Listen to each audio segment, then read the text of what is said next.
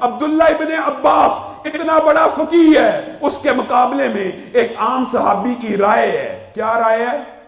عبداللہ ابن عباس کی رائے یہ تھی، اگر کوئی عورت حاملہ ہو، اس کا حامد فوت ہو جائے تو 4 ماہ 10 دن یا وضع حمل میں سے جو مدت زیادہ ہوگی وہ پوری کی جائے گی. کیا مطلب؟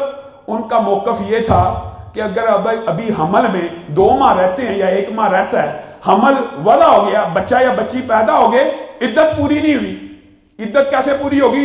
4 ماہ 10 دن کے بعد. دوسرے صحابی ہیں، ان کا موقف یہ ہے کہ وضع حمل سے عدت پوری ہو جاتی ہے. تلاش کیا گیا، حضرت صبیہ اسلمی مل گئی.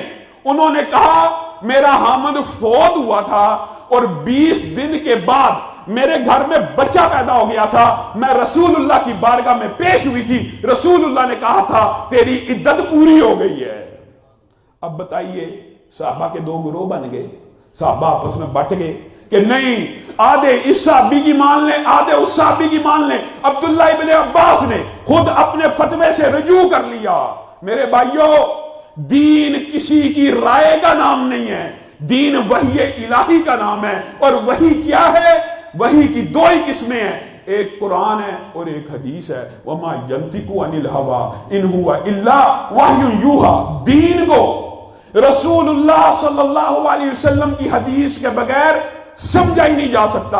اللہ کی قسم یہ بات میں اپنی طرف سے نہیں کہہ رہا، کائنات کے جو سب سے بڑے فقیہ ہیں، بتائیے ایمانداری سے، رسول اللہ کے بعد امت کے اندر سب سے بڑا عالم، محدث اور فقیہ کون ہے؟ ابو بکر ہے. حضرت ابو بکر بھی، معاذ اللہ کسی صحابی کی توہین کرنا، تنقیص کرنا مقصود نہیں ہے، لیکن آپ کو دعوت اہل حدیث، منہج اہل حدیث بتلانے اور سمجھانے کی ضرورت ہے. اپنے بریلوی بھائیوں کو، دیوبندی بھائیوں کو اس بات کی طرف دعوت دینے کی ضرورت ہے. آؤ ہماری بات سنو تو صحیح، ذرا سینوں کو کھولو تو صحیح، ذرا دماغوں کو ٹٹولو تو صحیح. اگر بات دل لگتی لگے قبول کر لو، اگر بات صحیح نہ لگے اس کے جواب میں دلائل ہمارے سامنے رکھو، ہم آپ کے دلائل کو اگر شرح صدر ہوگا قبول کر لیں گے.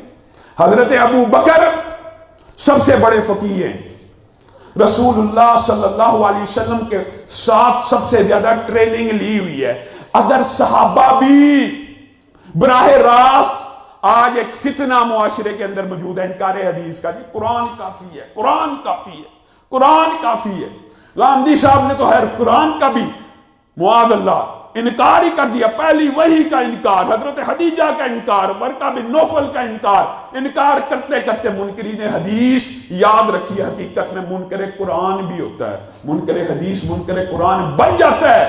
موقع ملا تو یہ بات بھی آپ کے سامنے رکھوں گا. حضرت ابو بکر براہ راست یہ کہتا ہے عربی سے سمجھا جائے گا قرآن پاک کو، لغت سے سمجھا جائے گا، بغیر حدیث کے، اللہ کی قسم بغیر سنت کے قرآن کو سمجھنے کا تصور ہی موجود نہیں ہے، دین کو سمجھنے کا تصور ہی موجود نہیں ہے، نہیں سمجھا جا سکتا.